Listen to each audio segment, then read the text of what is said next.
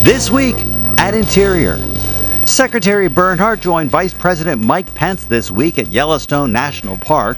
During the visit, both the Vice President and the Secretary called attention to the critical issue of deferred maintenance needed on vital infrastructure at our national parks. Currently, there are $12 billion worth of backlog projects, needed repairs and improvement in trails, roads, bridges, wastewater treatment, landscaping, and campsites.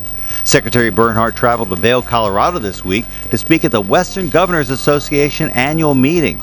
The Secretary, a Colorado native, said it was great to be back home and to have such a productive discussion on park maintenance and other issues facing the West. Acting Deputy Secretary Kate McGregor and Assistant Secretary for Indian Affairs Tara Sweeney joined other federal officials in Sacaton, Arizona this week, holding a listening session with tribal leaders.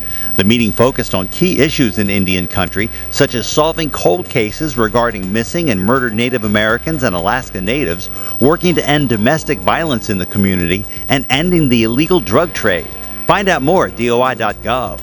Meanwhile, 9.5 pounds of heroin, worth an estimated value of nearly $600,000, were seized this week by Bureau of Indian Affairs Officer Nick Jackson and his canine Kofi. It happened on the Pueblo in Laguna, New Mexico.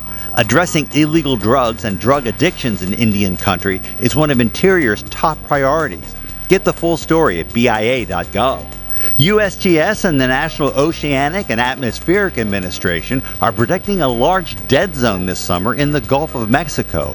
Hypoxic or dead zones are areas with little to no oxygen to sustain aquatic life, most often caused by heavy spring rainfall, river discharge, and nutrient transport from the Mississippi River. You can find the report at USGS.gov. It's got a long way to go, but if it's approved, it could be one of the world's largest solar projects. The Bureau of Land Management released the initial draft environmental impact statement for the Gemini solar project in Clark County, Nevada.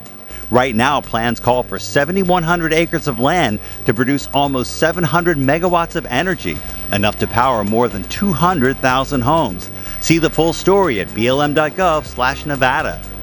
And our social media picture of the week, rather skeptical-looking red fox.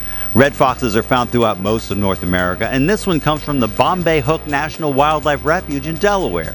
Thanks to Jennifer Cross of the U.S. Fish and Wildlife Service.